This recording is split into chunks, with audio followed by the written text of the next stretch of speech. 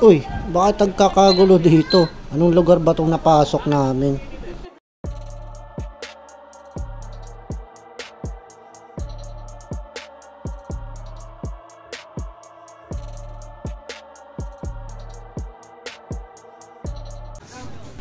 At ayun na nga mga kabady, dumating na kami dito sa venue. Ito yung entrance nila.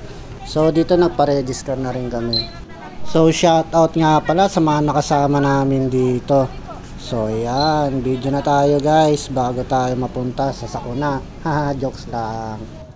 So matapos na yung aming registration, nagpatuloy na kami sa pupuntahan namin. So dito ay madadaanan muna namin itong ilog na to.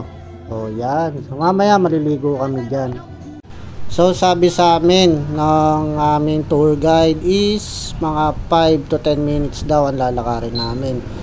Tapos dadaanan muna namin to. Tatawid muna kami dito sa ilog.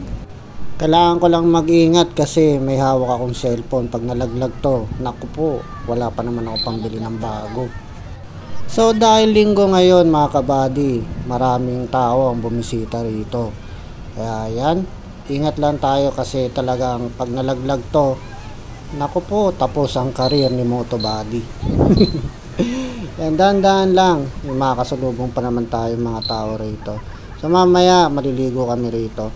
Tapos ito yung dinadaanan namin mga kabady. Yan, puro ganito. Halos 5 minutes kaming nagpalakad-lakad sa mga rock formation nito.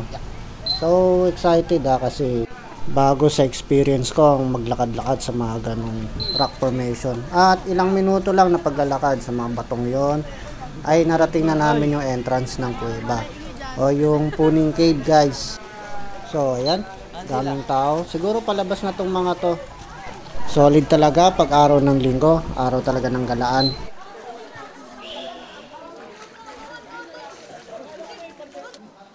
So ito ang entrance papunta mismo doon sa kuweba. Sabi nung tour guide sa amin hanggang bewang lang daw yung tubig. Pero kung titingnan nyo dito sa mga kasama ko ang aabot hanggang dibdib.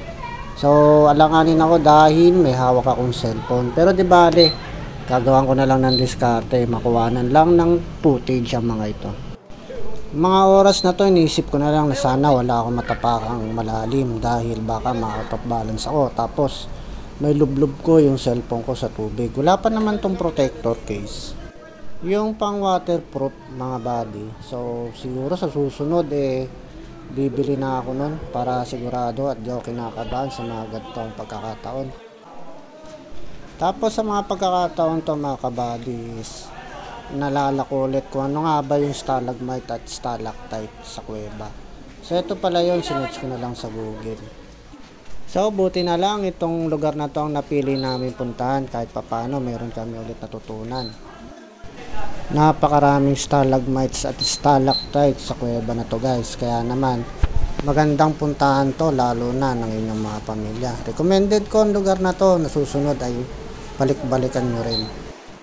Siya nga pala mga kabady, meron kaming tour guide sa pagpasok dito, kaya naman di tayo maliligaw.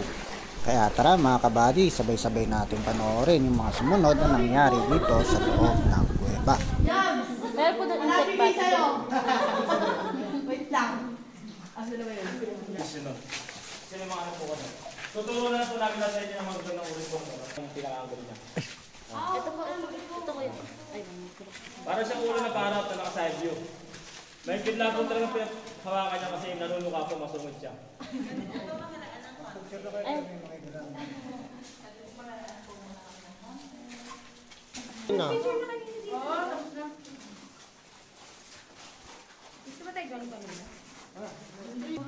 Duro po, para ano, 1 by 1. Dalawa tayo. Yung...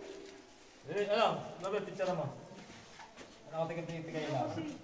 Kasi ano na po, ito po, pinakamagaling na po to. So hanggang doon ko na lang tinapos yung mga video namin sa Puning Cave mismo guys. So ito at lumabas na kami. At nga pala kung umabot ka sa point ng video na to, gusto ko magpasalamat sa iyo. Maaari din bang paki-like and follow ang aking page. Keep safe and ride safe mga kabady. Yun lang at see you on next video.